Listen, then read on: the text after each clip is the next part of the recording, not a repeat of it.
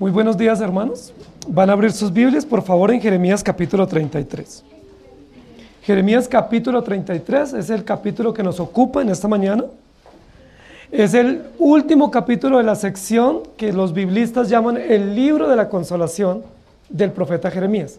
Dijimos que capítulos 30, 31, 32 y 33 es un pequeño libro que los biblistas consideran que fue puesto en el corazón del libro de Jeremías y lo han llamado el libro de la esperanza. Es muy interesante que esos 4 capítulos dedicados al mensaje de la esperanza o del retorno, de la repatriación, sean puestos en el corazón del libro o en la mitad del libro, justo antes de la cautividad, para alertar a Jeremías y alentar a todo el pueblo que luego, después de la cautividad, van a volver a regresar. Al final de esos 4 capítulos, es decir, en el capítulo 33, de esa sección que se llama el libro de la esperanza, vamos a encontrar nosotros este capítulo que es muy interesante. Hay un versículo que es uno de los versículos que probablemente ustedes se han aprendido de memoria desde el comienzo de su vida cristiana, y es el versículo 3. Ese versículo posiblemente todos ustedes se lo saben de memoria, y ha sido referido y citado en muchas oportunidades, y hemos recurrido a ese texto en diversas situaciones. El versículo 3 del capítulo 33, y yo quiero que vayamos todos, porque ese es el versículo base que vamos a tener hoy para la predicación. Clama a mí, y yo te responderé, y te enseñaré cosas grandes y ocultas que tú no conoces. Clama a mí, y yo te responderé, y te enseñaré cosas grandes y ocultas que tú no conoces. Probablemente muchos de ustedes lo conocieron. Es uno de los textos más conocidos del Antiguo Testamento. Es una de las promesas extraídas de su contexto y más usadas en el Antiguo Testamento. La mayoría de los cristianos lo saben, lo tienen en stickers, lo ponen en su sala, en su cuarto, como un texto que ustedes pueden aludir y reclamar como una verdad bíblica trascendental. Y yo no voy a decir que no es una verdad bíblica, es verdad bíblica, está en la Biblia, es evidente, pero no podemos sacarla de contexto. Y eso es lo que yo quiero que meditemos. Y vamos a ubicarnos un poco en el contexto en el cual estamos en este capítulo. Estamos en el 20º rey de Judá. Es decir, 20 reyes han habido desde David en adelante. 20 reyes de la dinastía. Todos en la tribu de Judá gobernando en Jerusalén. La mayoría totalmente malos, perversos, astutos, malévolos frente a todo el plan de Dios, de su enseñanza y de su predicación. Los capítulos anteriores nos han descrito todos estos reyes. El último rey de esta dinastía se llama Sedequías. Es el rey anterior al cautiverio. Es un rey que fue puesto bajo el interés del rey Nabucodonosor. Es decir, era un aliado de Nabucodonosor, puesto por el rey para salvaguardar los intereses de los judíos y un interés político de poder sacar provecho de ellos. Este rey, que fue muy malo, similar a los anteriores, está gobernando en este momento. Este rey Sedequías está en el año número 10º de los 11 que él reinó. Y en este año 10º, es decir, cuando está ya para terminarse su tiempo de reinado y por supuesto la línea del linaje de David que va a gobernar, porque por 450 años no hubo rey de la dinastía davídica, puso al profeta Jeremías en la cárcel. Es decir, está gobernando el último rey de los 20 que han gobernado en Judá de la dinastía de David. Jeremías, que es el profeta que está predicando antes del exilio, fue puesto por Sedequías en la cárcel. Entonces, está en el trono Sedequías. Jeremías está en la cárcel. La invasión está a escasos meses de llegar. Ya los soldados están a las puertas, van a entrar y van a hacer un roto, una abertura en la muralla y por ahí van a ingresar para invadir la ciudad. Y estamos en esa circunstancia. Es una situación supremamente grave, supremamente difícil. Es uno de los momentos más difíciles que Israel está viviendo. Se van a quedar sin rey, se van a quedar sin ciudad, sin muros, se van a quedar sin nada. Dios en el capítulo anterior le dijo a Jeremías: cómprate una heredad, la heredad del primo. Cómprate, haz una escritura y haz todos los papeles legales, porque esa es una propiedad que va a pertenecer a la familia después del regreso de la cautividad. Jeremías, como es un profeta obediente, lo ha demostrado por muchos años. Jeremías compró la heredad, hizo la escritura, tenemos los testigos y ya es propia la heredad. Pero recuerden que en el capítulo anterior, al final, después de que compra la heredad, comienza a orar. y comienza a orar recordando los atributos de Dios. Es una oración muy profunda, con mucho conocimiento, con mucha doctrina, pero al final de la oración dice: Señor, pues si tú eres omnipotente, eres omnisciente, si tú todo lo sabes, si tú todo lo puedes, entonces ¿para qué nos va a llevar la cautividad? Si en últimas usted va a hacer todo eso y nos va a regresar, pues evítenos toda esa vuelta. Evítenos llevarnos allá para volvernos a traer y volver a reconstruir la ciudad. Ya la tenemos, pues no nos deje ir allá. Y lo que Jeremías manifiesta al final del capítulo 32 es duda e incredulidad e incomprensión por los planes de Dios. Es decir, yo conozco quién eres, pero no comprendo cómo actúas. Yo conozco quién eres, conozco tus atributos, conozco tu carácter, lo puedo definir y puedo orar a ti así, pero no comprendo cómo tú actúas en diversas circunstancias. ¿Les ha pasado a ustedes así? Jeremías está en esa disyuntiva. Conoce a Dios, pero no entiende cómo Dios actúa. Está en esa disyuntiva, y frente a esa disyuntiva, Dios le da un segundo mensaje, que es el capítulo 33, que es el capítulo clímax de todo el libro de la consolación. En el capítulo anterior se hizo mención al pariente redentor, es decir, la redención viene a través de un pariente cercano, que era una ley judía de Goel y que hace referencia a Jesucristo, que es nuestro pariente cercano, nuestro sustituto. En este capítulo va a ir un poco más avanzando en el tema del consuelo y nos va a ayudar a comprender el tema. Entonces el título que yo le he puesto a la prédica está basado en el versículo 3, y es: Te enseñaré cosas grandes y ocultas. El título es: Te enseñaré cosas grandes y ocultas. Y yo quiero que mencionemos hoy 3 cosas grandes y ocultas que Dios nos enseña por su palabra. Cuando las personas toman ese texto, la mayoría de cristianos están pensando en aspectos místicos, misteriosos, esotéricos. Si yo me meto en 21 días de ayuno, Dios me va a enseñar cosas nuevas y ocultas que nadie sabe. Si yo hago 40 días de ayuno, me voy para la montaña y me meto por allá en una caverna y me oculto una semana, Dios me va a revelar de manera extraordinaria cosas grandes y ocultas, y toman como base el capítulo 33, versículo 3. No son pocas las personas que han caído en esas circunstancias o en esos movimientos donde son llevados a apartarse o a alejarse o a esconderse por un periodo de tiempo, reclamando esta promesa, que el Señor me muestre cosas grandes y ocultas. Pero no es así como funciona la palabra, ni como Dios obra, y por supuesto no es la razón de ser del texto. Entonces vamos a ver qué es lo que nos quiere decir ese texto. ¿Cuáles son las cosas grandes y ocultas que Dios nos autoriza pedir y que Él está dispuesto a enseñar? ¿Estamos de acuerdo?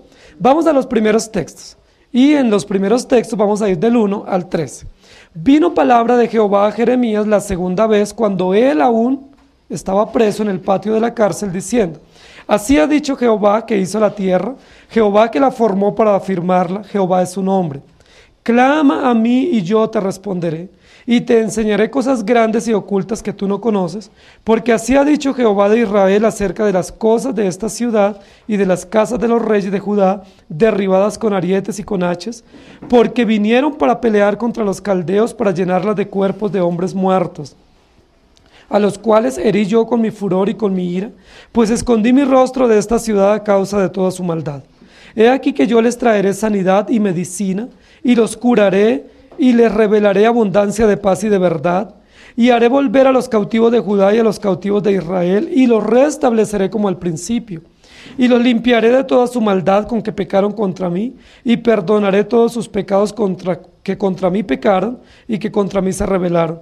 Y me será a mí por nombre de gozo, de alabanza y de gloria, entre todas las naciones de la tierra, que habrán oído todo el bien que yo les hago, y temerán y temblarán de todo el bien y de toda la paz que yo les haré. Así ha dicho Jehová: en este lugar del cual decís que está desierto, sin hombres y sin animales, en las ciudades de Judá y en las calles de Jerusalén que están asoladas, sin hombre y sin morador y sin animal, ha de oírse aún voz de gozo y de alegría, voz de desposado y voz de desposada, voz de los que digan: alabad a Jehová de los ejércitos, porque Jehová es bueno, porque para siempre es su misericordia. Voz de los que traigan ofrendas de acción de gracias a la casa de Jehová, porque volveré a traer a los cautivos de la tierra, como al principio ha dicho Jehová. Así dice Jehová de los ejércitos, en este lugar desierto, sin hombre y sin animal, y en todas sus ciudades aún habrá cabañas de pastores que hagan pastar sus ganados, en las ciudades de las montañas, en las ciudades de la Cefela, en las ciudades del Negueb, en la tierra de Benjamín, y alrededor de Jerusalén, y en las ciudades de Judá, aún pasarán ganados por las manos del que los cuente, ha dicho Jehová. Queridos hermanos, la primera sección del capítulo va a hacer alusión a los efectos o a la bendición de la restauración. Es decir, Dios va a llevar a su pueblo al cautiverio, pero el pueblo va a regresar. ¿Cuál es la razón, cuál es la premisa principal del carácter de Dios por el cual el pueblo va a regresar? Versículo 12 lo dice. Versículo 11 y versículo 12 del capítulo que leímos lo dice. Porque Jehová es bueno y para siempre es su misericordia. Esa es una verdad supremamente contundente del carácter de Dios que da pie o que facilita o que conlleva a que Dios haga las cosas como Él las está haciendo. La pregunta de Jeremías es, si vamos a ser invadidos por los babilonios, entonces ¿para qué me haces comprar una tierra? ¿Cierto? Si todo se va a perder. Esa es la primera objeción. La segunda es, bueno, y si usted nos va a llevar y nos va a traer, pues ¿por qué no nos evitamos esa diligencia? Evitémonosla, ¿sí? Mejor hagamos la cosa de otra manera, no nos lleves y no nos traigas, ¿para qué nos pones en escarnio y nos traes acá? Recuerden que una vez Moisés, cuando estuvo en el desierto, oró a Dios de esa manera, diciéndole, Señor, si tú nos vas a destruir, ¿saben quién es el que va a quedar mal? Pues tú. Porque todo el mundo va a pensar que tú sacaste a un pueblo con poder y con acciones extraordinarias y lo pusiste a caminar en el desierto, luego lo exterminas y todo el pueblo no va a decir lo exterminó por ser malos y pecadores, sino que los exterminó porque ese Dios no fue capaz de llevarlos a la tierra prometida. Es decir, ¿qué era lo que estaba haciendo Moisés en esa oportunidad? Intentando defender el honor de Dios y diciéndole a Dios qué debía hacer para que Dios no quedara mal. A nosotros nos pasa así, ¿cierto? Pues si tú me amas y si tú me cuidas y si tú estás a mi favor, pues no me trates de esta manera. Y a veces nuestros hijos hacen lo mismo, ¿cierto? Pues si tú eres mi papá y como tú estás comprometido en cuidarme y como tú me dices que me amas y como tú me dijiste esto, entonces no haga esto. Eso básicamente es lo que está haciendo Jeremías, manifestando que él sí conoce a Dios, pero no comprende cómo Dios actúa y poniendo en tela de juicio el actuar de Dios y justificando su incredulidad. Realmente el pecado de Jeremías en este capítulo es su incredulidad. Jeremías no cree que Dios pueda hacer todo esto. Jeremías está dudando de Dios y nosotros tenemos muchísimas acciones de incredulidad. Por eso en la primera parte del capítulo, una de las cosas interesantes que Dios le va a enseñar a Jeremías, que estaban ocultas, no eran misteriosas, no era algo místico reservado para los iluminados, sino que es una verdad objetiva de Dios, pero que no había sido dada a conocer a Jeremías, es que Dios es bueno. Esa es una verdad hermosa, queridos hermanos. Es muy probable que para usted todavía esa verdad sea oculta. Es muy probable que ese aspecto del carácter y del actuar de Dios sea oculto para usted. Que usted piense que Dios es malo. Que usted piense que Dios está con un látigo o con un rejo listo para que usted se porte mal y de una vez suelta su látigo sobre usted. Es muy probable que nosotros pensemos eso, ¿sí? Recuerden que así fue que pensó este joven cuando se le dio un talento y lo escondió. Cuando él recibió un talento y lo escondió, él lo escondió con un buen argumento sobre el carácter de Dios.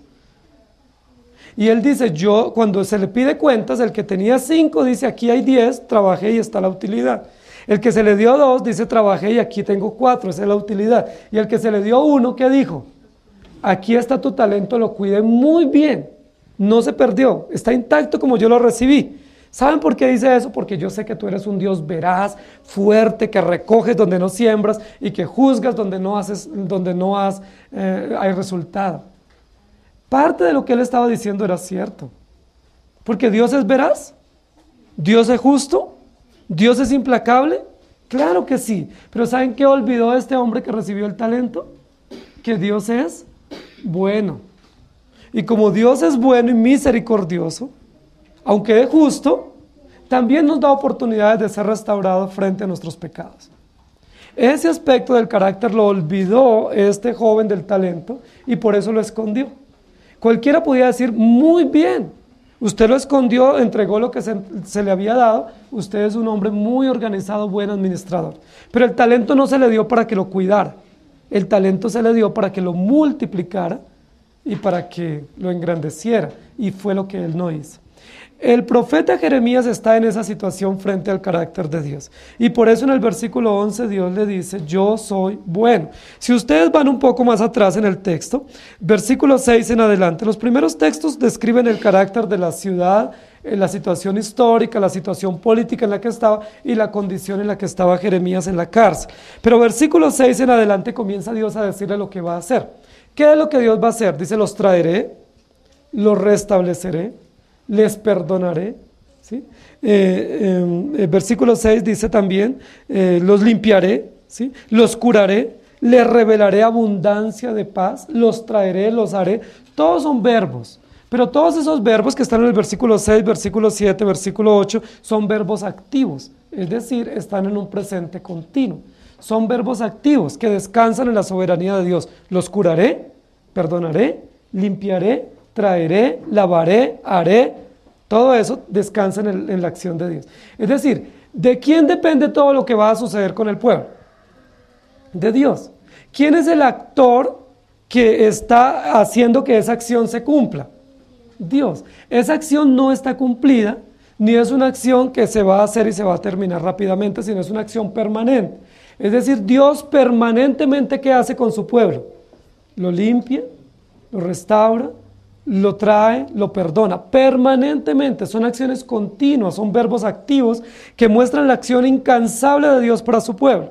Es decir, Dios los tenía ahí en la tierra porque estaba cumpliendo el propósito. Pero para cumplir esas acciones de limpiarlos, de restaurarlos y de perdonarlos, ¿qué va a hacer? ¿Qué va a permitir?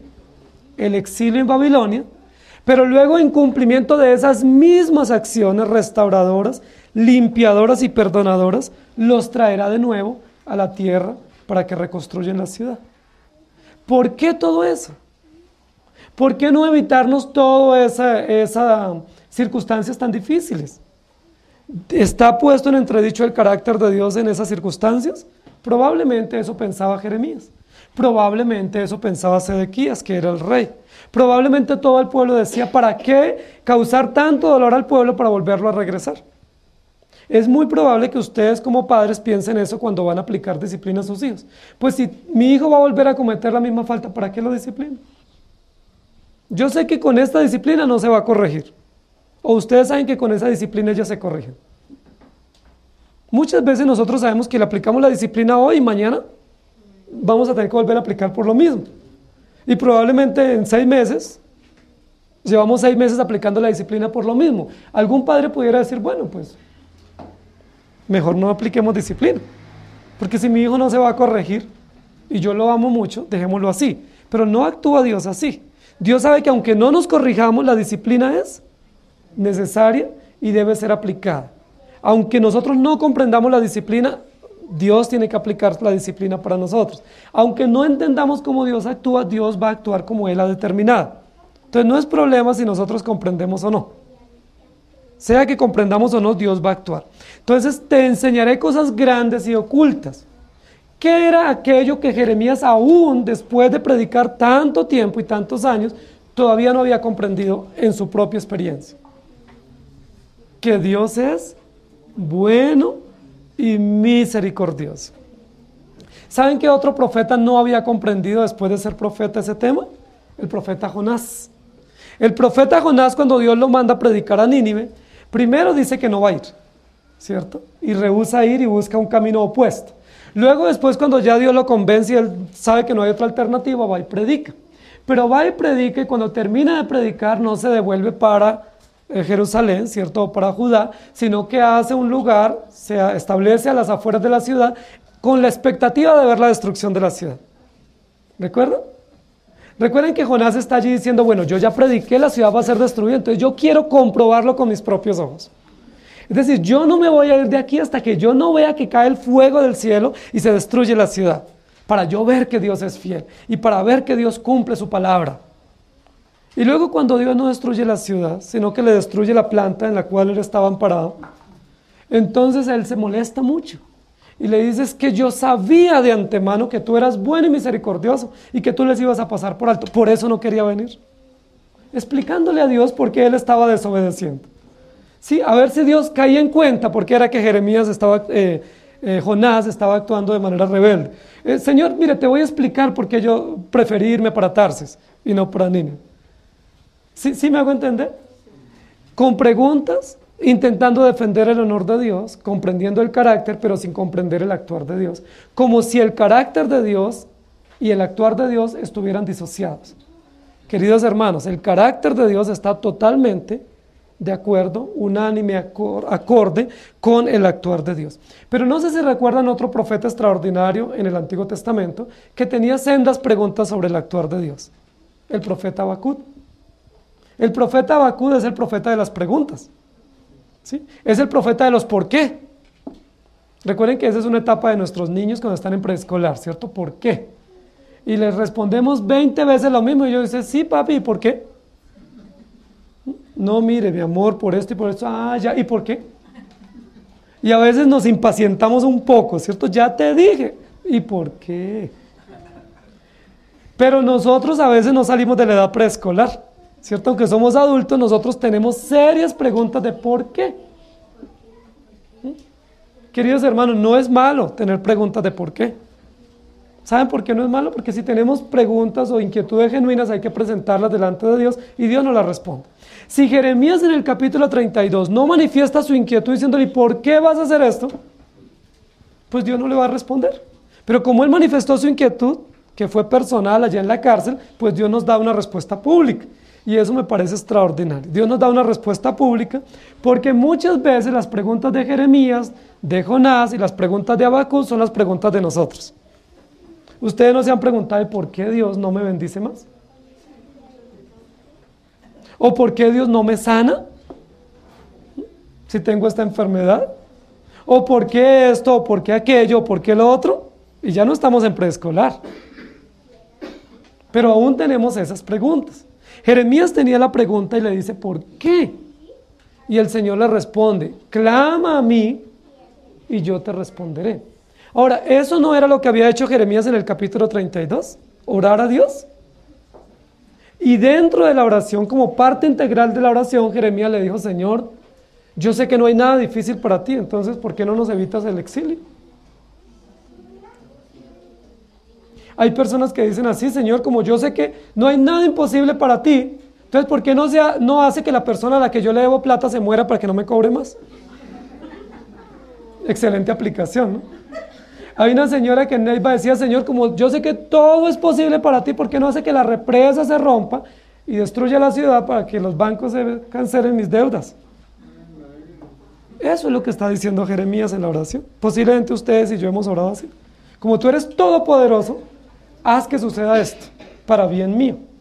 Dios le dice: clama a mí y yo te responderé y te enseñaré cosas grandes y ocultas que tú no conoces. ¿Está Dios mandando a Jeremías a 40 días de ayuno? ¿Lo está mandando a aislarse por allá en una caverna sin pan y sin comida solamente para que místicamente perciba situaciones? ¿Qué le está mandando Dios a Jeremías? Que ore, que confíe y que comprenda cómo Dios actúa. Así como tú sabes quién soy yo, tienes que comprender que yo actúo de acuerdo a lo que soy. Y la verdad principal que le va a enseñar acá es: yo soy bueno y tengo misericordia. Eso es extraordinario. Esa es una verdad maravillosa. No sé si ustedes últimamente han leído el Salmo 136. Que el Salmo 136 en todos los versículos se repite la misma frase: porque para siempre es su misericordia. Dice: Dios destruyó a muchos reyes porque para siempre es su misericordia. Dios envió plagas porque para siempre es su misericordia. Y nos parece un poco incomprensible. ¿Cómo así que Dios mata reyes, que Dios permite hambres, que Dios permite exilios, porque para siempre es su misericordia? Eso es como a veces le pasa a nuestros hijos cuando los disciplinamos y les decimos: pero yo te amo. Ellos ¿cómo responden? Pues si me amara no me pegaría. Si usted me amara, no me disciplinaría. Pero a veces así actuamos con Dios. Dios nos dice, yo te amo con amor eterno, pero voy a permitir un exilio. ¿Y qué le decimos? Entonces usted no me ama.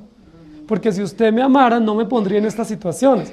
Pero la razón de todo es porque yo soy bueno y porque para siempre es mi misericordia. Por eso los he cuidado acá, por eso los llevaré al exilio, por eso los regresaré. Y todas las circunstancias que pasen deben comprender que son un acto de bondad de Dios, porque para siempre es mi misericordia.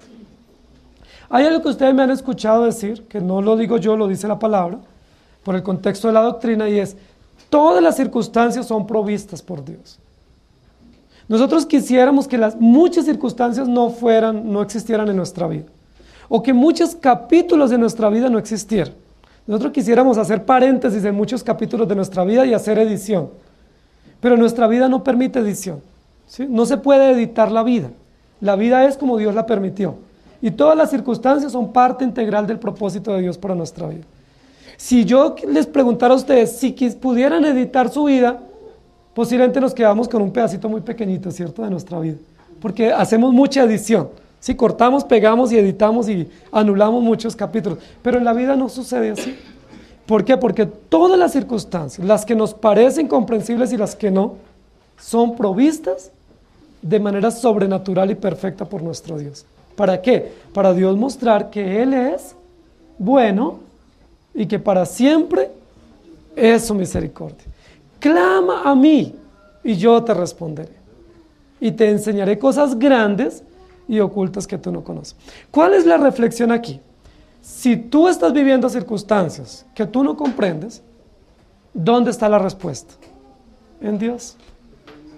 Si tú estás viviendo capítulos en tu vida que quisieras editar y no comprendes, ¿dónde está la respuesta? En Dios. Ve a Dios. Dile, Señor, no entiendo esto. O me duele, o no me gusta, o no lo comprendo. Quisiera encontrar sentido a lo que estoy pasando. Quisiera que tú me mostraras por tu palabra aspectos del propósito por el cual tú estás permitiendo esto en mi vida. Eso es lo que Dios le está diciendo a Jeremías. Jeremías, clama a mí, es decir, ve a mí y yo te voy a enseñar y te voy a responder y te voy a explicar. Y le sigue diciendo, porque yo soy bueno, porque para siempre es mi misericordia, y le va a decir en el versículo 11 y 12 dos aspectos importantes que van a acontecer con el tema de la restauración. Es decir, cuando lleguen y puedan volver después del exilio, porque yo los traigo, porque yo los limpio, porque yo los perdono, van a suceder dos aspectos que son aspectos de muchísimo gozo y de muchísima alegría. Y va a referir dos aspectos, uno que nosotros lo identificamos con facilidad y el otro que por nuestro pecado nos es muy difícil identificarlo. Primero, la voz de gozo de los que se casan. ¿Ustedes cuándo han visto que un matrimonio se hace como si fuera un funeral? Quienes están planeando la boda, ¿cómo la planean? Para que sea una boda alegre, inolvidable, que se pueda recordar con todos los detalles, ¿cierto? Con música especial, con comida especial, con invitados, la mejor ropa, el mejor lugar, todo para que sea inolvidable, para que haya mucha alegría y mucho gozo. ¿Ustedes cuándo han visto que los novios llegan a casarse y van llorando, van vestidos de negro, sin arreglarse? ¿Han visto ustedes eso? No. ¿Por qué? Porque la misma connotación de la boda o del matrimonio indica fiesta, indica alegría. Cuando a uno le dicen lo invitamos a un matrimonio, uno es que está pensando, me invitaron a una fiesta, ¿sí? Voy a ir bien vestido y voy a ir de la mejor manera porque esto es una fiesta. Y yo quiero ir y quiero dar la mejor impresión en ese lugar. Nosotros cuando somos invitados a un matrimonio sabemos que eso es una fiesta. No solo para los que se casan, para la familia, para los invitados, para la iglesia, es toda una celebración. La Biblia dice la voz de gozo del que se casa y de la que se casa, de los dos. Esa va a ser una señal o un indicador de que el pueblo ha regresado y que están teniendo esperanza al repoblar la tierra. ¿Qué va a acontecer cuando regresen? ¿Se van a volver a casar? Recuerda que durante 70 años no se pudieron celebrar bodas, ni cumpleaños, ni celebraciones de fin de año. Nada se pudo celebrar durante 70 años en el exilio. ¿Cómo vamos a saber que el pueblo ya regresó y que terminó el exilio? Porque vuelven las festividades. Es decir, celebramos, y una de las cosas importantes para celebrar es la familia o el matrimonio, porque eso significa que la historia continúa y que el pueblo continúa. ¿Cuál es el segundo aspecto de gozo que se va a oír en la ciudad? Voz del que trae ofrenda. Y eso es interesante porque en la cultura judía, cuando los judíos iban a ofrendar, ¿saben cómo iban? Felices, contentos, alegres, diciendo, voy a ofrendar en gratitud a mi Dios. Tanto así que muchas de las ofrendas que los judíos daban se llamaban ofrendas de acción de gracias. Yo no sé si a usted le pasa que cuando es el momento de las ofrendas, usted quisiera que ese momento no existiera en el culto. O que usted dice, me tocó dar porque me pasaron ahí la vasija y tuve que echar algo. ¿Sí? O que usted después de que ofrenda dice, es que lo único que tenía lo eché ahí. O si no tuviera algo para almorzar. O me quedé sin con qué comprar esto porque tuve que ofrendar. Probablemente nos pasa así, es muy probable. Porque nosotros nos convertimos en nuestro corazón, nosotros le entregamos nuestra vida al Señor, creemos por la fe que Dios nos ha dado, que Él nos ha salvado, pero muchas veces nuestra economía y nuestras finanzas son nuestras. Le entregamos nuestros pecados al Señor, nuestro corazón, pero no le entregamos nuestra billetera, no le entregamos nuestras tarjetas. Y entonces, claro, en el momento de ofrendar, para nosotros no es un motivo de alegría, sino que se nos convierte en una tortura. Se nos convierte en una situación muy difícil. Se nos convierte no en un motivo de acción de gracias, parte integral de nuestra adoración a Dios, sino como, ya comenzaron a pedir. Bueno, para la información de ustedes, la iglesia no pide, Dios ordena que demos. La iglesia no pide porque la iglesia no vive lo que ustedes dan. La iglesia se sustenta porque Dios la sustenta.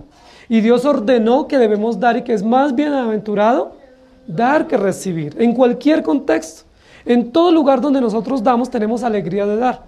Cuando nosotros tenemos una reunión familiar y estamos mirando cómo hacemos todo para cubrir los gastos de esa reunión, ¿cuánta alegría ustedes tienen en decir yo pongo la carne? Y el otro que dice, no se preocupen por lo que vamos a tomar, yo lo doy, va por mi cuenta, ¿sí? Yo llevo esto, pero cuando vamos en la iglesia, ¿qué decimos? ¿Es igual? Ahí ya tenemos una seria dificultad. Y es importante eso que lo recordemos. Porque si el llamado en el domingo pasado, en el capítulo anterior, era sobre el tema de las finanzas en cuanto al endeudamiento y a la responsabilidad en los pagos, aquí el llamado es a dar con alegría. No por obligación ni por necesidad. Dice la Biblia aquí, se oirá la voz de alegría en la ciudad y en las calles de los que van al templo, ¿a qué? A ofrendar. Yo les pregunto, ¿se escucha por las calles cuando ustedes vienen cantando de alegría y de satisfacción porque vienen al culto y porque traen sus ofrendas? ¿Se escucha en su casa en la mañana cuando se levantan la voz de júbilo y de gozo? Hoy es el día del Señor, me levanto temprano y me voy, ya estoy dispuesto para ir a adorar a nuestro Dios. O más bien, ¿qué decimos? El único día que tengo para dormir hasta tarde. Posiblemente esa es la voz que se escucha. Posiblemente la voz que se escucha no es una voz de alegría y de gozo por ofrendar a nuestro Dios este día, por ofrendar nuestra adoración pública a Él, sino es muy probable. Yo quisiera escuchar qué se escucha en sus hogares. Domingos en la mañana, ¿cuáles son las voces que se escuchan cuando ustedes están alistando para venir? De alegría, de gozo, de entusiasmo, de prontitud para llegar a la iglesia, adorar a nuestro Dios públicamente con nuestra voz, con nuestro tiempo, con nuestra actitud, con nuestra presencia, pero también con las finanzas. Dos aspectos son muy importantes en el regreso del pueblo de la cautividad. Se oirá la voz social y civil de los matrimonios, celebraciones, fiestas de la familia. Se va a escuchar. Y yo les pregunto, cuando hay un matrimonio, ¿se escucha desde lejos? ¿Todo el mundo sabe, los vecinos? No sabe, desde lejos uno sabe que hay matrimonio aunque no lo inviten. Pero se escucha, los vecinos, que usted es cristiano y que usted está adorando a Dios y que viene hoy a adorar al Señor y ofrendarle. Es lo que dice, cuando se escuche eso, están comprendiendo que Dios es bueno y que para siempre es su misericordia. Y luego va al versículo 12. Va a haber otro aspecto importante. El primero es el gozo, la alegría, la celebración, el disfrute, el júbilo, que es un aspecto básico de la vida nuestra. Pero el segundo tiene que ver con la economía. ¿Qué va a pasar con los campos que estaban arruinados? Dice, nacerá el pasto, habrán pastizales, ¿sí? Habrán cultivos, habrá nuevamente hierba y comida para los animales. Ahora, ¿y qué importa que haya comida para los animales? Que si hay comida para los animales, ¿qué significa? Que hay alimento para nosotros, que hay trabajo. Dice, nuevamente habrá pastores para cuidar los rebaños. Nuevamente se escuchará la voz de los pastores cuidando las ovejas en el campo. Y escuchar a los campesinos en el trabajo, ¿qué nos indica? Que hay vida, hay alimento, la economía está activa y que podemos tener esperanza para nuestro sustento. Pero cuando vemos los campos arruinados, o cuando vemos los campos desolados, o cuando vemos en esta semana pasada que nosotros viajamos, veíamos algunos campos áridos, uno dice, ¿y la gente de qué vive? Si los campos están áridos, ¿de qué viven? Los animales, ¿de qué se alimentan? ¿Y de qué vive la gente si no hay alimento y no hay trabajo? Pero cuando vemos campos por acá cercanos a la ciudad, verdes, productivos, con cultivos, pues nosotros debemos dar gracias a Dios, ¿o no? Debemos dar gracias a Dios, hay campos, hay verdor, hay alimento, hay animales con buena nutrición y por lo tanto ese es el alimento para nosotros y el trabajo también. El versículo 13 y 14 dice, en las ciudades, en las montañas, en todos los lugares alrededor de la ciudad pasarán los ganados por mano de quien los cuente. Recuerden que en la época de la invasión no se podían contar las ovejas. ¿Saben por qué? Porque no habían. Y cuando uno no tiene nada, ¿qué cuenta? Cuando usted tiene pobreza, ¿qué cuenta? Uno a veces dice, estoy contando plata. Bueno, los que tienen. Pero cuando uno no tiene, ¿qué cuenta? Si usted no tiene sino un hijo, ¿usted cómo los cuenta? Los que tenemos 4 tenemos que contar cada rato. ¿Dónde están? Me falta uno.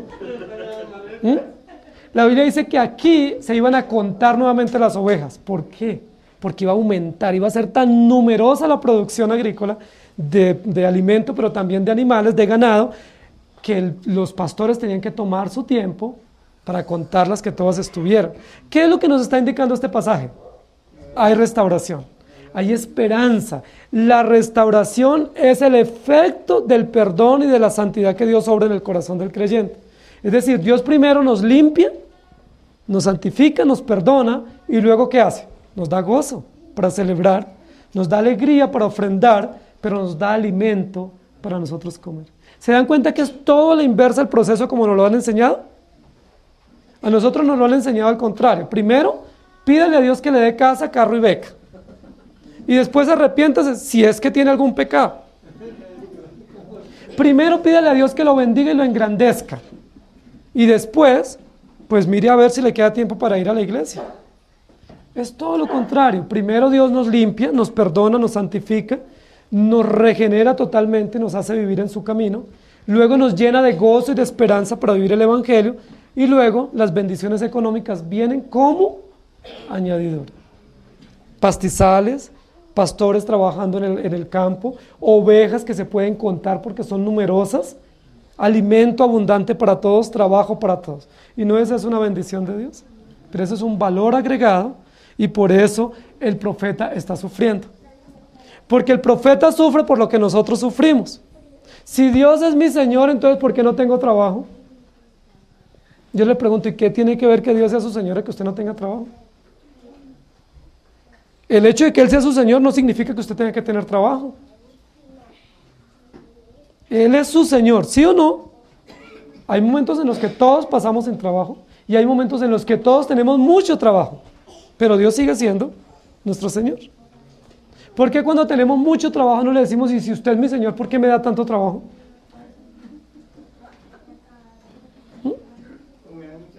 Cuando nosotros estamos enfermos le decimos, y si usted es mi Señor, ¿por qué estoy enfermo? Pero cuando estamos con una vida y una salud óptima no le decimos, Señor, y si usted es mi Señor, ¿por qué me da tanta salud? ¿Se dan cuenta que es incoherente? El hecho de que Él sea nuestro Señor no tiene nada que ver con los valores agregados, porque los valores agregados son agregados. Es decir, son añadiduras que en algún momento los podemos tener y en otro momento no los tenemos. Salud hoy tenemos, mañana no. Vida hoy tenemos, mañana no.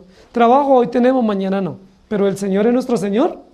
Claro, en toda circunstancia o adversidad. Te enseñaré cosas grandes y ocultas que tú no conoces. Jeremías no había comprendido aún que el hecho de que Dios sea Dios puede actuar como Él quiera, con perfección, aunque no comprendamos nosotros. Y que la bendición de Dios no está directamente asociada con las cosas materiales, que las cosas materiales son añadiduras y que la bendición de Dios está asociada con su redención. Si ustedes quisieran devolverse un poco conmigo al versículo 6, versículo 7, versículo 8 y retomar un poco el versículo 11 y 12 y hacer un ejercicio ahí mientras yo continúo de sumar cuántos verbos activos hay en esos versículos, se van a dar cuenta todas las acciones incomparables de Dios.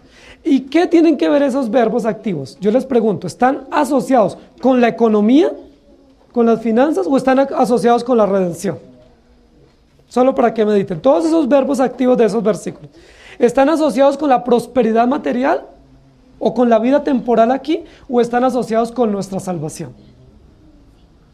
Yo creo que sin necesidades de saber mucho, caemos en la conclusión que limpiar, perdonar, renovar, restaurar, sanar, no está asociado con mi vida temporal, sino asociado con la redención.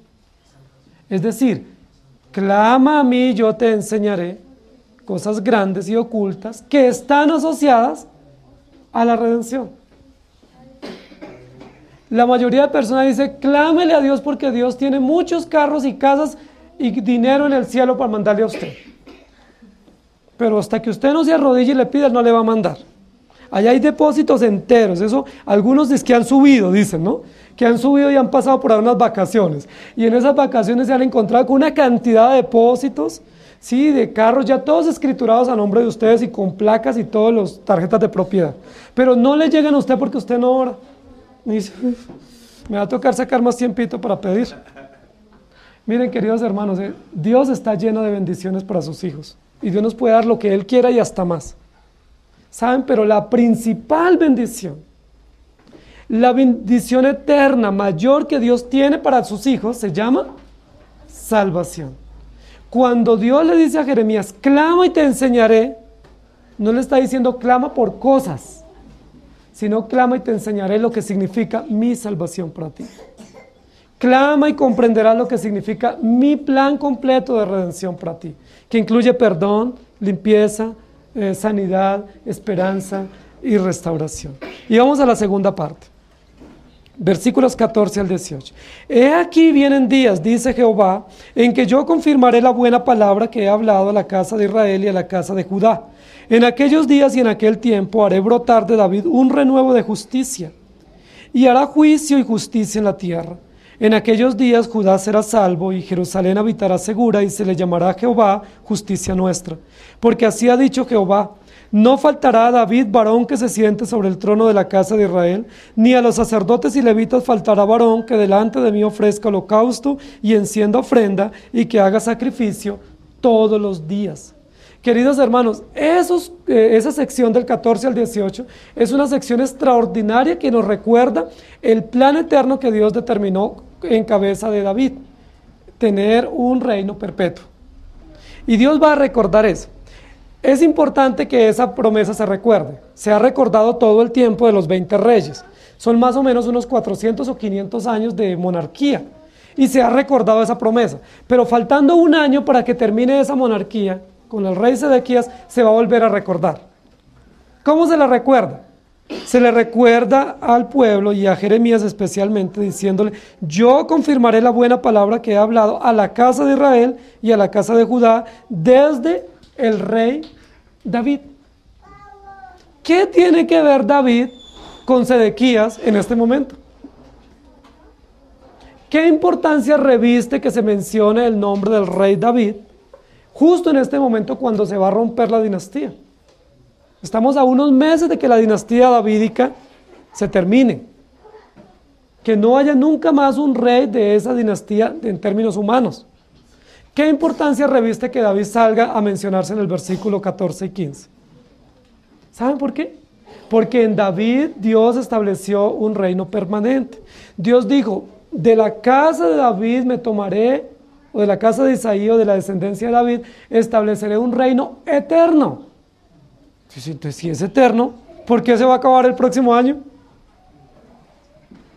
¿Sí me hago entender? Ah, muy bien, porque ese reino eterno no habla de Sedequías. Ese reino eterno habla de Jesucristo. ¿Quién es el descendiente de la familia de David que reinará por siempre? Jesucristo. ¿Quién es el que reina y gobierna con justicia, como dice en el versículo 15? Jesucristo. ¿Quién estaba reinando en este momento? Sedequías, un rey malo, perverso, tan malo que se alió con Nabucodonosor. Luego, como vio que Nabucodonosor venía con mucho ímpetu para invadir a Judá y a Jerusalén, entonces se alió con Egipto. Dijo, aliémonos con Egipto y hacemos contrapeso contra Nabucodonosor, a pesar de que Sedequías había sido puesto por Nabucodonosor. Y era tan malo que metió a la cárcel al profeta Jeremías porque no le gustó lo que Jeremías le dijo. Era malo. Pero ¿saben qué significa el nombre Sedequías? Ya lo habíamos dicho. Y yo sé que ustedes tienen una mente muy pródiga. Sedequías significa Jehová, justicia nuestra. Algo así como Emmanuel, ¿no? Dios con nosotros. Sedequías significa Dios es nuestra justicia. Ahora, cada vez que se mencionaba el nombre de Sedequías, lo que decían es Dios es nuestra justicia. Pero ¿saben qué ha empezado Sedequías y el pueblo? Que la justicia de Dios venía a través de Sedequías. ¿Y eso era correcto o no? Estaban equivocados. Porque ellos pensaban, como Sedequías es justicia nuestra, bueno, pues ahí está el rey, esperamos que él haga justicia para nosotros. Pero no era eso lo que decía. El significado del nombre de Sedequías no alude a Sedequías, sino que alude a Jesucristo. ¿Quién es nuestra justicia? Jesucristo, no Sedequías. Entonces por eso se menciona. El versículo 14 dice, he aquí vienen días, dice Jehová, en que yo confirmaré la buena palabra que hablé a ellos, y en aquellos días y en aquel tiempo haré brotar a David un renuevo de justicia. Y dice, ¿cómo así? ¿Dios es Dios de vivos o Dios de muertos? Dios de vivos. David, ¿cuánto hacía que había muerto? Hacía más de 400 años que había muerto el rey David. ¿Cómo así que después de 400 años le hará brotar un renuevo para que gobierne? ¿David va a volver a resucitar? ¿Nacerá un hijo nuevamente del rey David para que nos gobierne? Son preguntas que pueden surgir en el oyente.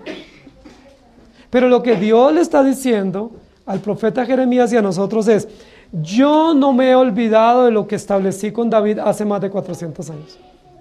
Y aunque estos 20 reyes de la dinastía hayan sido totalmente injustos, deshonestos, crueles y malos, hay una promesa que está teniendo cumplimiento.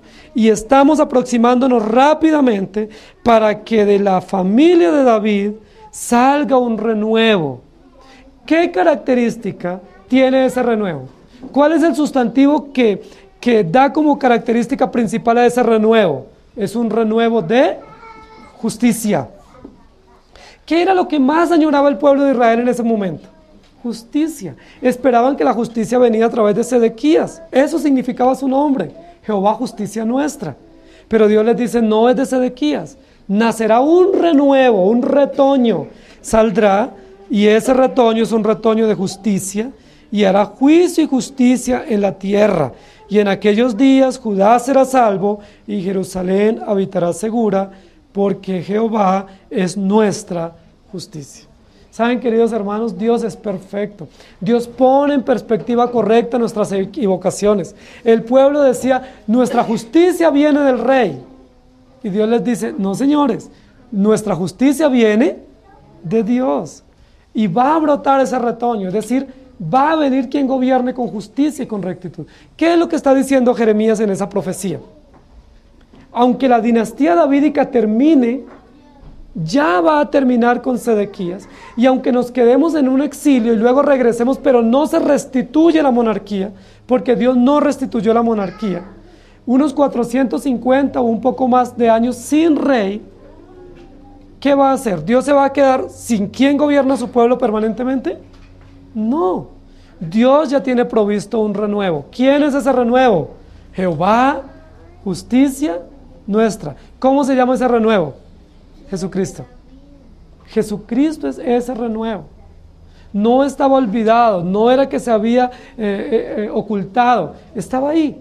En el momento oportuno, ese renuevo brillará y tendremos quien ejecute justicia. Viviremos seguros, con esperanza y con gratitud.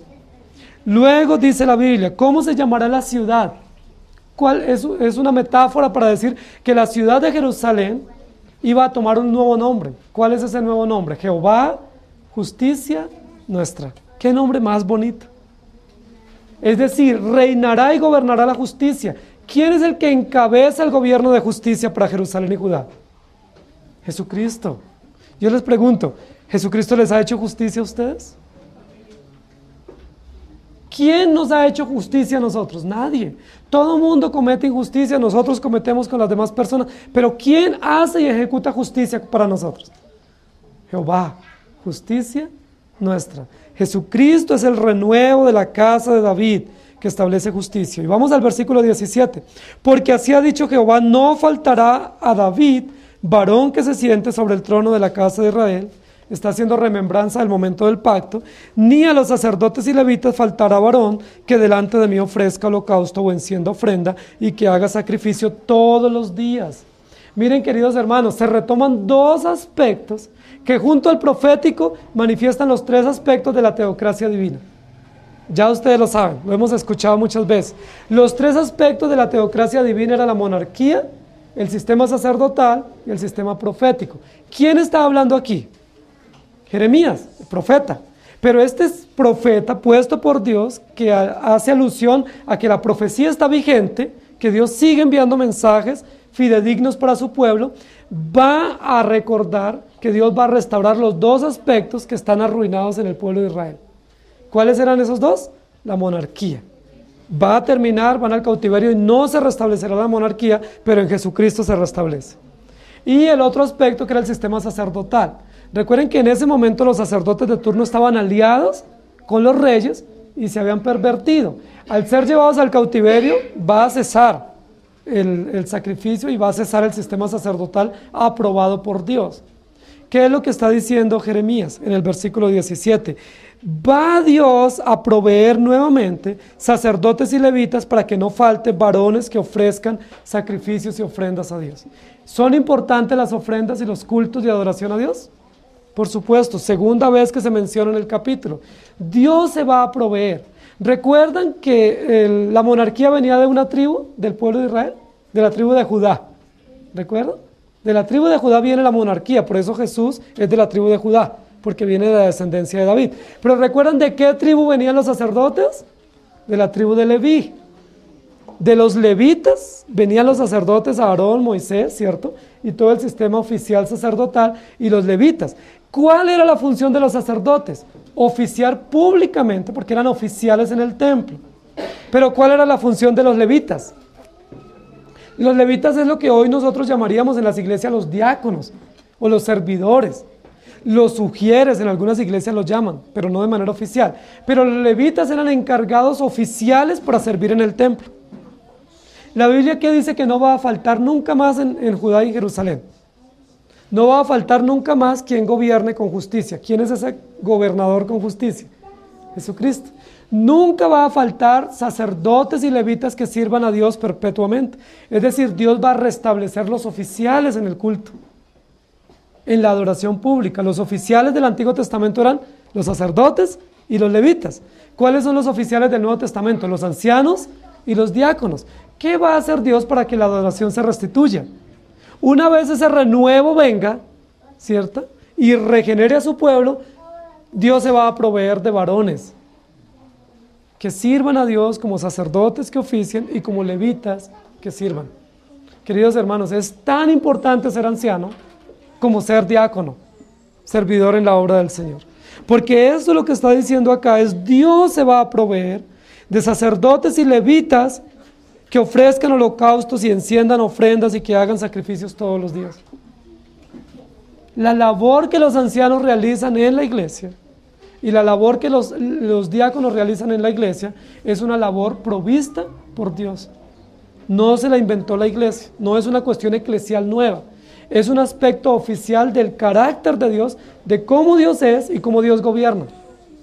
Por eso dice la Biblia, si alguno anhela obispado, buena cosa desea. Lo que está diciendo en la sección del 14 al 18 es, si usted quiere saber cómo Dios actúa, clama a mí y yo te responderé y te enseñaré cosas grandes y ocultas.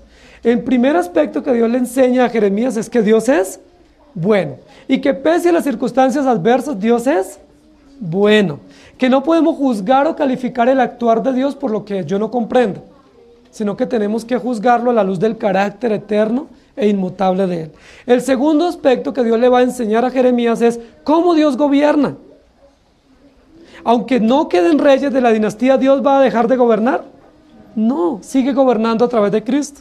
Aunque no hayan sacerdotes que oficien de acuerdo al orden establecido, ¿Dios va a dejar de proveer líderes para gobernar la iglesia? No, Él se va a proveer de sacerdotes, ancianos, presbíteros, obispos, pero también se va a proveer de levitas. ¿Cuán útiles fueron los levitas para el pueblo de Israel en el Antiguo Testamento? ¿Cuán útiles siguen siendo los diáconos para la iglesia neotestamentaria? Porque son servidores incondicionales, perfectamente unidos en el plan de gobierno y en el plan de dirección y de ejecución de la obra de Dios, y son los encargados de ofrecer delante de Dios permanentemente adoración aceptable delante de Él. ¿Eso lo sabía Jeremías? Parece que no. Parece que Jeremías dice, bueno, y si nos quedamos sin rey, ¿ahora quién nos va a gobernar? Y si ahora no va a haber sacerdote, entonces, a ver, ¿qué va a pasar? Y Dios le dice, clama a mí y yo te enseñaré lo que tú no sabes. Nosotros estamos aprendiendo cosas que no son ocultas en el plan de Dios, pero que son ocultas a nosotros porque en el plan de la redención Dios nos va revelando de manera progresiva sus propósitos y nos va dando conocimiento. Y vamos a la tercera parte de este capítulo, del versículo 19 al 26. Vino palabra de Jehová a Jeremías diciendo, así ha dicho Jehová, si pudieres invalidar mi pacto con el día y mi pacto con la noche, de tal manera que no haya día ni noche a su tiempo, podrá también invalidarse mi pacto con mi siervo David, para que deje de tener hijo que reine sobre su trono, y mi pacto con los levitas y sacerdotes, mis ministros, como no puede ser contado el ejército del cielo, ni la arena del mar se puede medir, así multiplicaré la descendencia de David mi siervo, y los levitas que me sirven. Vino palabra de Jehová a Jeremías diciendo, ¿no has echado de ver lo que habla este pueblo diciendo, dos familias que Jehová escogiera ha desechado? Y han tenido en poco mi pueblo, hasta no tenerlo más por nación.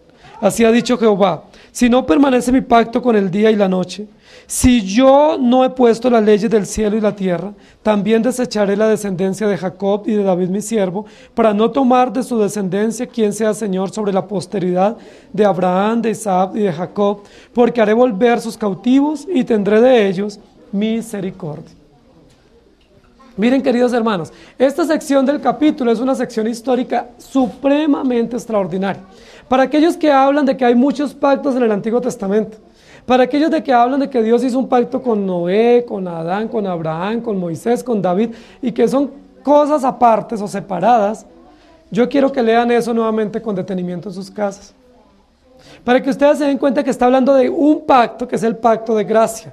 ¿Quién es el que estableció el pacto? Dios. ¿Ese pacto a quién beneficia? Al pueblo de Dios. Pero si ustedes se dan cuenta, todos los personajes que se mencionan en esta sección corta del capítulo aluden a varios momentos históricos del pueblo de Israel. Recordemos, se menciona en esa sección a David, se menciona a Jacob, se menciona a Abraham, se menciona a Isaac, se menciona a Isaac y se menciona a Moisés de manera indirecta, porque habla de los sacerdotes y los levitas en la época de Moisés. Y dice que son pactos diferentes. Lo que está diciendo es, lo que yo me comprometí y que le ratifiqué a Abraham, que luego se lo ratifiqué a Jacob, a Isaac, que luego lo ratifiqué a Moisés y que luego lo ratifiqué a David, lo estoy cumpliendo. Porque yo soy un Dios misericordioso, un Dios justo y un Dios fiel. Lo que está Dios diciendo es supremamente extraordinario. Versículo 19 diciendo, vino palabra a mí diciendo, si pudieses invalidar, y toma un aspecto que tomó en el capítulo anterior, en los capítulos anteriores, y es sobre el día y la noche. ¿Quién de ustedes no sabe qué es un día o una noche? ¿Quién de ustedes no sabe cuáles son los momentos en los que el día va a declinar o la mañana va a comenzar? Todos sabemos. De hecho, lo usamos como una referencia para medir el tiempo, ¿sí? Nosotros decimos, no, por la tarde hablamos, o mañana, o por la noche, ¿sí? O al otro día. Nosotros lo usamos como un aspecto de medición del tiempo. Nosotros no decimos, si mañana hay otro día, ¿sí? O si mañana a las 6 de la mañana todavía sale el sol, yo haré esto. Nosotros damos por hecho que mañana a las 6 es de día, ¿o no?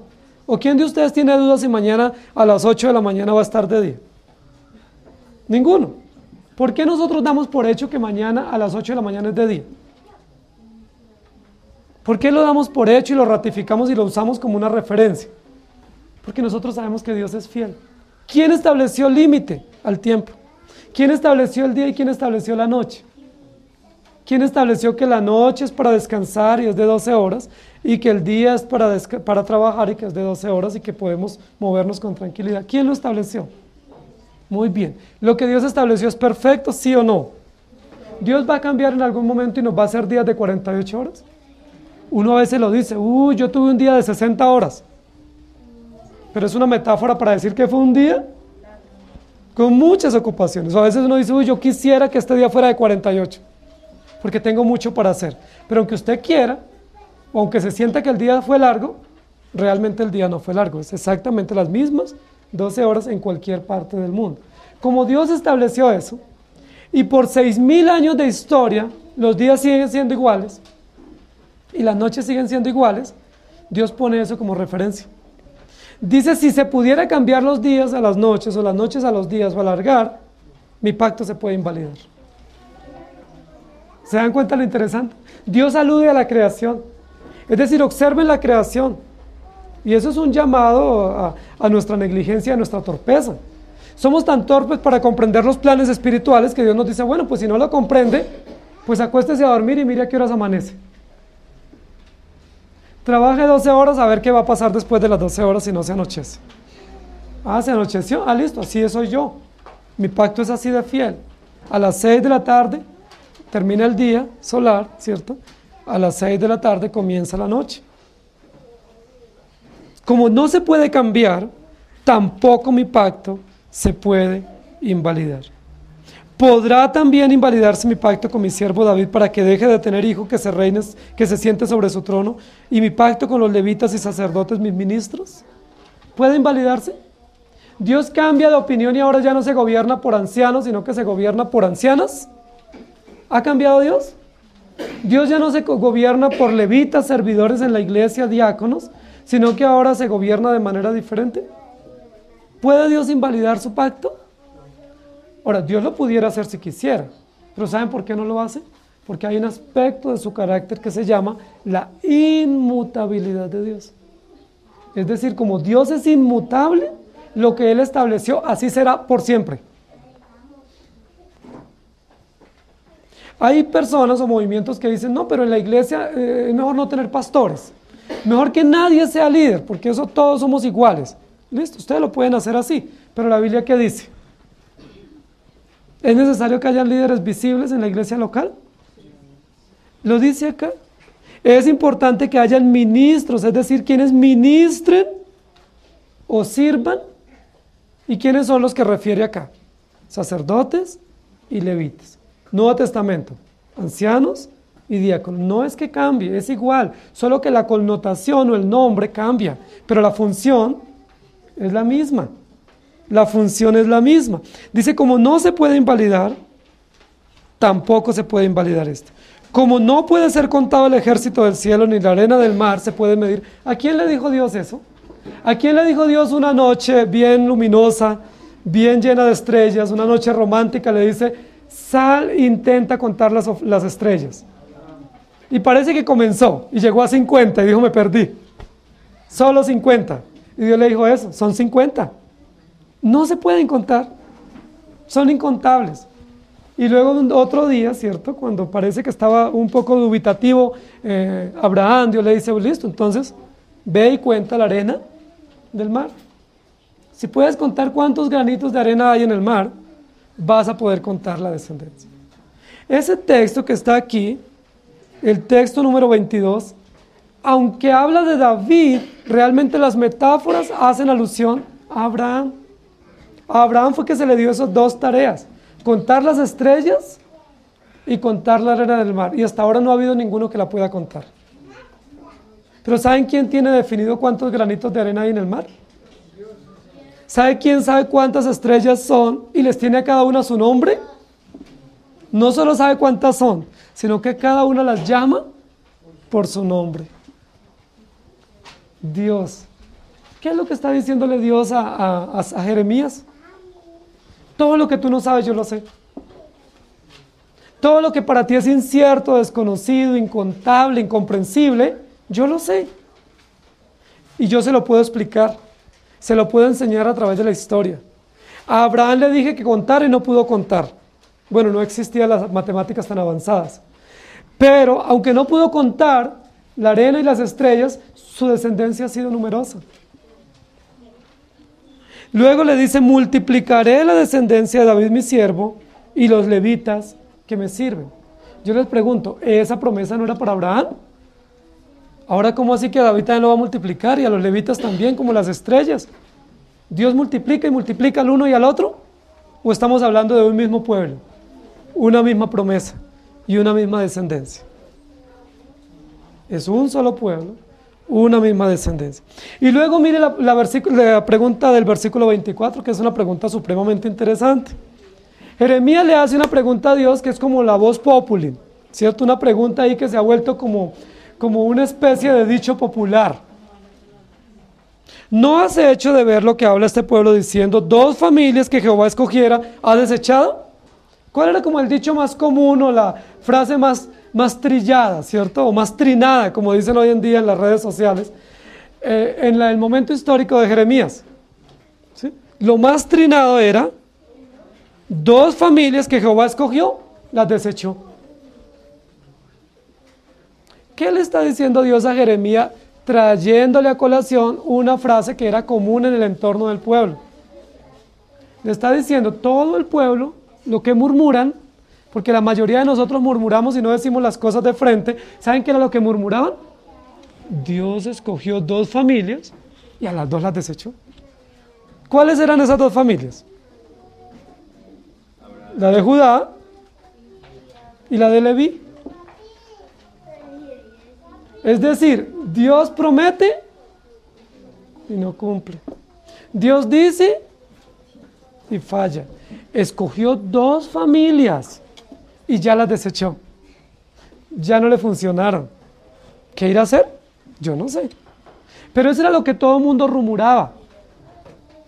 Todo el mundo rumoraba y Jeremías se atreve a decirle a Dios eso. Y Jeremías le dice, ¿no te has dado cuenta o no has echado de ver lo que el pueblo está diciendo o lo que murmura? ¿Qué era lo que estaba diciendo el pueblo? Dios no es fiel, Dios no es justo, Dios no es soberano. Dios sí llamó una familia de David, pero ya se cansó y ya nos va a dejar sin rey. Dios sí llamó a unos sacerdotes y unos levitas, pero no vamos a poder continuar con esas funciones en el exilio. Es decir, ¿quién se equivocó, Dios o el pueblo? Dios, decía la gente. Dios se equivocó. Y entonces Dios va a responder. ¿Qué era lo que no sabía Jeremías? Y Dios le va a explicar.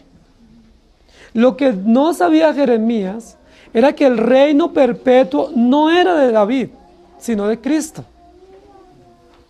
Y lo que no sabía Jeremías era que el sacerdocio permanente no era de la tribu de Leví, sino que el sacerdocio permanente era a través de todos los creyentes. Clama a mí y yo te responderé y te enseñaré cosas grandes y ocultas que tú no conoces. Entonces, dicho de otra manera, ¿Dios escoge y desecha? No, ¿por qué? Porque si Dios escoge y desecha, pues Dios no es perfecto, no es soberano, no es omnisciente, está jugando al ensayo, al azar, y no es perfecto, no podemos confiar en Él, no es fiable. Pero Dios escoge y preserva. Dios escoge y cuida. ¿Y eso qué nos habla? Del carácter perfecto de Dios. ¿Saben? La esperanza más grande que ustedes y yo tenemos es que Dios una vez nos escogió, no nos desecha. ¿Ustedes se imaginan que Dios nos desechara? ¿Cuántas veces los hubiera desechado ustedes? O todos los días somos desechados por Dios. Pero como Dios es fiel, pese a todos los méritos para que nos deseche, no nos desecha, no porque no haya mérito, sino porque Él es fiel y porque Él permanece para siempre. La alusión a la creación, a ver el día y ver la noche, y las estrellas y la arena del mar, es una alusión a la fidelidad de Dios. Cuando ustedes vean los ríos, no sé si ustedes tienen la capacidad de contemplar la naturaleza cuando viajan. Aquí en la ciudad es muy difícil. Pero cuando ustedes viajan y van y ven un río correr y luego después a los 2 años van y ven el mismo río y a los 5 años y a los 10 años, ¿ustedes pueden pensar que Dios es fiel? O ustedes sencillamente dicen, uy, que un día esto secará en ese río con tanta deforestación. O algunos encuentran es caño seco, ¿cierto? O río seco. Pero cuando nosotros vemos el río que sigue corriendo, nosotros tenemos que decir, Dios es fiel. Porque ese río sigue corriendo el agua. O cuando vemos que el sol sale, nosotros no podemos, ¿sabe qué era mejor decir en lugar? Uy, se me hizo tarde. Decir, Dios es fiel, el sol sale. Se oscurece, Dios es fiel. Esa es una de las palabras, recuerden que los creyentes debemos usar y hemos usado. Amén. Dios es fiel. Todo lo que Él hace, lo que dice en su palabra, lo dice y lo hace con fidelidad. Versículo 25, así ha dicho Jehová, si no permanece mi pacto con el día y la noche, y si yo no he puesto estas leyes, entonces, pues, no soy Dios. Y está usando un lenguaje hipotético, que algunos dicen, cuando leen así, muchos de nosotros leemos muy rápido, vamos a la escuela y no aprendemos a leer. Entonces muchos dicen, ve, ahí dice, desecharé la descendencia de Jacob. Versículo 25, ¿sí dice así? Claro que dice así. Dice, desecharé la descendencia de Jacob y de David mi siervo. Pero ¿qué dice antes de eso? Si no, o sí, el sí condicional, un sí hipotético, como cuando ustedes me dicen, ¿tiene plata que me preste? Y yo le digo, si tuviera, le prestaría. Usted dice, uy, sí, me dijo que me prestaba. No, yo le dije, si tuviera, no le prestaría. Y lo invito, si tengo tiempo, voy. Me dijo que va. No me dijo que va. Me dijo que si tiene tiempo, va. ¿Se dan cuenta que es diferente? A veces con los niños pasa eso. Uno le dice, mi amor, si por la tarde puedo, le compro esto. ¿Y él qué dice? Usted me prometió que me iba a comprar. El sí hipotético ellos lo manejan, ¿cierto? Como un sí afirmativo. Nosotros tenemos que entender el lenguaje de la Biblia. El versículo 25 dice, si no permanece mi pacto, entonces yo los puedo desechar. Pero la pregunta es, ¿sí permanece o no permanece? Sí permanece. Entonces, ¿puede Dios desechar a su pueblo? No. Así de sencillo. No lo desecha, porque Él permanece. Y recuerden que la sección comienza diciendo, en el versículo 20, así ha dicho Jehová, si pudieres invalidar mi pacto. La pregunta es, ¿se puede invalidar, sí o no? No, es un sí condicional, es un sí hipotético. Es como el texto que dice, engañaría si fuera posible a uno de los escogidos. Entonces algunos le dicen, pastor, ahí dice que engañaría a los escogidos. No, ahí dice si fuera posible, es decir, es imposible. Clama a mí y yo te enseñaré cosas grandes y ocultas que tú no conoces. ¿Qué era lo que no conocíamos acá? Que Dios es fiel. Dios es fiel. ver el sol salir, ver el atardecer, ver el mar en su lugar, ver los ríos correr, ver toda la naturaleza, nos indica que Dios es fiel. Y como Él es fiel cuidando su naturaleza, por supuesto es muy fiel cuidando de su pueblo y haciendo que su pacto se cumpla. Y vamos al versículo 26. Dice que no se puede desechar la descendencia de Jacob y de David mi siervo, para no tomar su descendencia, quien sea Señor sobre la posteridad de Abraham, de Isaac y de Jacob, porque haré volver a sus cautivos y tendré de ellos misericordia. Miren, queridos hermanos, todo ese paseo por la historia, unos 2000 años de historia nos recrea aquí el profeta, desde Abraham, ¿cierto? Abraham, Isaac, Jacob, Moisés, David. Todo el periodo del pueblo, en los comienzos de los orígenes de la familia judía, luego todo el pueblo en la esclavitud y la conformación política en Israel con el establecimiento de los reyes, luego todo el periodo de David y la decadencia, para decirnos, ¿quién ha hecho que todo eso acontezca?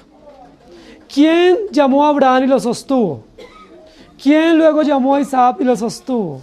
¿Quién llamó a Jacob y lo sostuvo? ¿Quién estableció a Moisés, a los sacerdotes y los levitas y los sostuvo? ¿Quién llamó a David y lo sostuvo? ¿Será que me cansé y ya no puedo hacerlo más? ¿Será que ya no puedo seguirlo haciendo lo mismo que he hecho por siempre? ¿Ser bueno, ser justo y ser fiel? La pregunta queda para que la responda Jeremías. ¿Y ustedes qué creen que va a ser la respuesta de un oyente atento cuando hay un recuerdo de la historia, de la fidelidad de Dios y su justicia y su bondad? ¿Qué puede uno decir? ¿Ya? Gracias. No era para tanto. Solo tenía una duda por esta circunstancia de una compra que hice. Y el Señor se toma el tiempo para recordarle 2000 años de historia. Y bueno, pues con esa ilustración, gracias, ya, comprendido. ¿Sí? Queridos hermanos, la historia es un elemento valioso para nosotros tener esperanza. Nosotros hacemos todo lo contrario. Nosotros casi siempre miramos al futuro para llenarnos de desasosiego. Cuando nosotros decimos, uy, otra vez elecciones, quién sabe quién nos va a gobernar, ¿qué estamos llenándonos? De aflicción, de tristeza. Y nosotros vemos las noticias y dicen, va a haber carestía. Y enseguida que decimos ya, pues yo no sé ya la otra semana qué vamos a comer. O nos dicen a nosotros, posiblemente en este semestre se queda sin trabajo. ¿Y uno qué dice ya? Pues yo ya no sé qué voy a comer mañana porque me dijeron que me voy a quedar sin trabajo. ¿Por qué no hacemos lo contrario? ¿Por qué no vamos a la historia? En 6000 años de historia, ¿quién ha cuidado de la humanidad? En 6000 años de historia, ¿quién ha cuidado de la naturaleza? ¿Quién ha hecho que haya vacas, ovejas, ganado en los corrales? ¿Quién ha hecho que haya comida para los animales? En 6000 años de historia. ¿Lo ha logrado el hombre? Con pasto sintético no se alimentan las vacas ni las ovejas. Pasto sintético es para otra cosa. Pero nosotros hemos visto que Dios es fiel cuidando su creación, mucho más a su pueblo. Yo le pregunto, ¿no lo puede hacer hoy? Si usted se queda sin trabajo, ¿Dios lo deja aguantar hambre? Si usted se queda sin quien lo sustente, ¿Dios se quedó sin recursos? Queridos hermanos, ese es el libro de la esperanza. La esperanza nuestra no se fundamenta en lo que tenemos, o en lo que sabemos, o en lo que somos. La esperanza nuestra se fundamenta en Jesucristo. Lo usa acá una metáfora extraordinaria, el renuevo de David. Y el renuevo nos habla de término de una sequía, ¿cierto? De un verano para una primavera, ¿cierto? El término de una situación de escasez para la abundancia, cuando viene el agua y nuevamente brotan los cultivos y hay esperanza. Jesucristo es el renuevo de David. Hay esperanza, queridos hermanos. Esa esperanza no la tiene ni usted ni yo. Esa esperanza no está en nosotros, esa esperanza se llama Jesucristo. Esa esperanza es la esperanza eterna, que tiene que ver con perdón, con restauración y con limpieza. Si Dios nos da dinero, amén. Si no nos da, lo importante es que tengamos perdón, que seamos limpios de nuestro pecado y que Dios en su infinita bondad y misericordia nos tenga bien tenernos para su servicio. Eso es mayor que cualquier otra cosa. Termina el capítulo diciendo, tomaré de su descendencia y conservaré o preservaré la posteridad, es decir, la perpetuidad, la continuidad, la longevidad de las nuevas generaciones. Y lo fundamenta en un hecho histórico real, de 3 personajes que se llaman los 3 patriarcas, Abraham, Isaac y Jacob. ¿Les dicen algo de esos nombres? Abraham afrontó hambres también. Tuvo que ir para otro país buscando alimento. Isaac también. Jacob también. Los tres tuvieron que huir y abandonar el país buscando alimento. Aunque eran hombres ricos, tuvieron que afrontar situaciones como las nuestras. No exilio, pero sí ir y dejar su tierra y su país para salvaguardar su vida, y luego regresaron.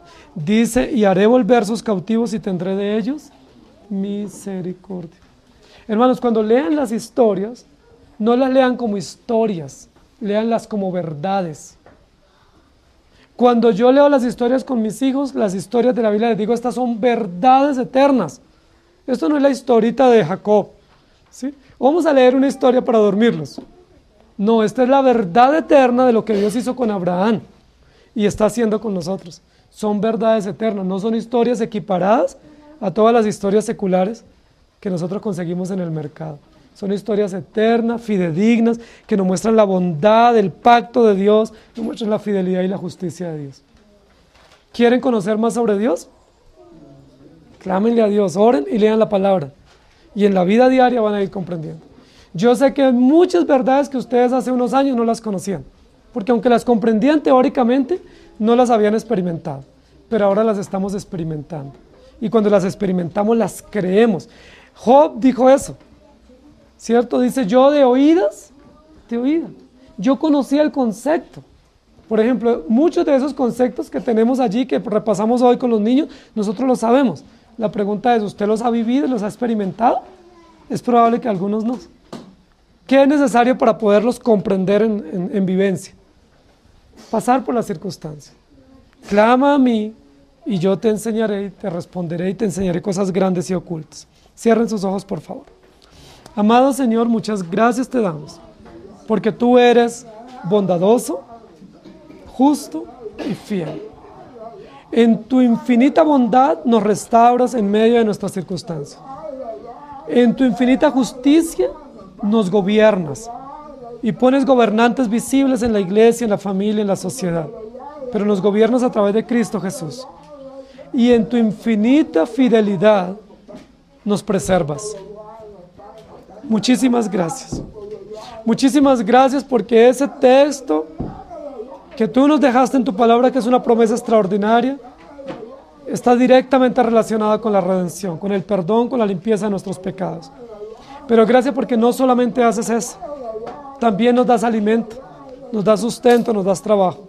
Y todos los que estamos aquí somos testigos elocuentes de lo que tú has hecho para cuidarnos, para preservarnos, para alimentarnos con tu palabra. Gracias te damos, muchas gracias. Gracias por levantar ancianos y diáconos en la iglesia. Gracias por levantar padres en los hogares para cuidar de sus hijos. Gracias por levantar líderes sociales y cívicos para gobernar nuestras naciones. Pero gracias por sobre todas las cosas, porque tú nos gobiernas a través de Cristo Jesús y a través del pacto que has dado a conocer para tu pueblo. Gracias porque estamos en el reino tuyo. Ese es el mayor consuelo y la gran esperanza y la confianza que tenemos en ti. Gracias te damos, porque nos sigues revelando. Hoy nos has revelado cosas grandes y ocultas que das a conocer a tu pueblo en cualquier lugar y circunstancia, que no tiene nada que ver con misterios o con cosas esotéricas, sino que tiene que ver con tus verdades objetivas, eternas, relacionadas con la salvación. Muchas gracias, porque nos es suficiente con que nos reveles tu plan de redención, que somos pecadores y que solo en Jesucristo hay esperanza, que nosotros somos tu pueblo y tú eres nuestro Dios. Gracias por esa salvación tan grande.